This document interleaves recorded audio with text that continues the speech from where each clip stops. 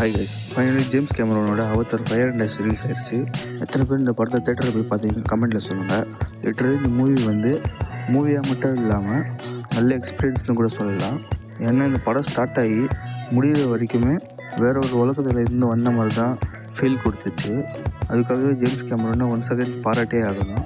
இப்போ இந்த படத்தோட கதை என்னன்னு பார்த்தீங்கன்னா, அவதார் வே ஆஃப் வாட்டர்லேருந்து அதோட கண்டினியூவேஷன் தான் இந்த அவதார் ஃபயர் அண்ட் ஆஷ். அந்த படத்தில் எங்கே கதையை முடித்தாங்களோ அதுலேருந்து தான் இதை ஸ்டார்ட் பண்ணியிருக்காங்க. இனிமேல் இந்த படத்தை பார்க்க போகிறவங்க அவதார் வே ஆஃப் வாட்டர் பார்க்கலன்னா கண்டிப்பாக பார்த்துட்டு தான் போகணும். அப்போ தான் நிறைய விஷயங்கள் புரியும்.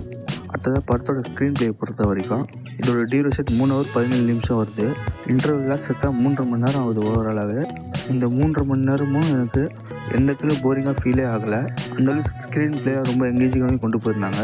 அது மட்டும் இல்லாமல் இந்த முன்னாடி வந்த படங்களில் பார்க்காத நிறைய விஷயங்களில் நிறைய ட்ரைபிள்ஸ் மக்களை இந்த படத்தில் காமிச்சிருக்காங்க.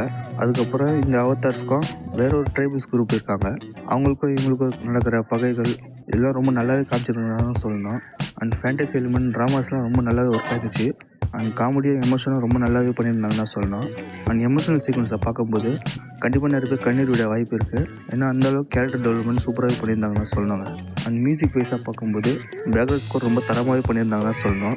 ஃபர்ஸ்ட் பார்ட்டுக்கு பண்ண ஜேம்ஸ் ஹார்னர் இந்த படத்துக்கு பண்ணலனாலுமே ஃபர்ஸ்ட் பார்ட்டில் எந்த அளவுக்கு மியூசிக் இருந்துச்சோ அந்த அளவுக்கு இந்த படத்துலையும் நல்லாவே மியூசிக் பண்ணியிருக்காங்கன்னு சொல்லணும். குறிப்பாக ஆக்ஷன் சீக்வன்ஸில் வந்த மியூசிக்கில் ரொம்ப நல்லாவே பண்ணியிருந்தாங்கன்னு சொல்லணுங்க. அடுத்தது ஆக்ஷன் சீக்வன்ஸை பொறுத்த வரைக்கும் படத்தில் வெறும் நல்ல ஆக்ஷன் சீக்வன்ஸ் தான் இருக்குது. ஆக்ஷன் சீக்வன்ஸை பொறுத்த வரைக்கும் படத்தில் வெறும் 4 ஃபைட் சீன்ஸாக இருந்துச்சு. அந்த எல்லா ஃபைட் சீனுமே ரொம்ப தரமாகவே பண்ணியிருந்தாங்க. குறிப்பாக கடைசி 30 நிமிஷத்தில் வர ஃபைட் சீன்லாம் அல்டிமேட்டாகவே இருந்துச்சுங்க. அண்ட் இதெல்லாம் தாண்டி ஆக்டர்ஸோட ஆக்டிங்லாம் ரொம்ப நல்லாவே இருந்துச்சு. குறிப்பாக ஹீரோயினை பற்றி சொல்லி ஆகணுங்க. அவங்க மட்டும்தான் எமோஷ்னல் சீனை தனியாக கேரி பண்ணி கொண்டு போகிறாங்க. அவங்களை தாண்டி மற்ற கேரக்டர் ரொம்ப நல்லாவே நடிச்சிருந்தாங்கன்னு சொல்லணும். அண்ட் இதெல்லாம் பாசிட்டிவ்.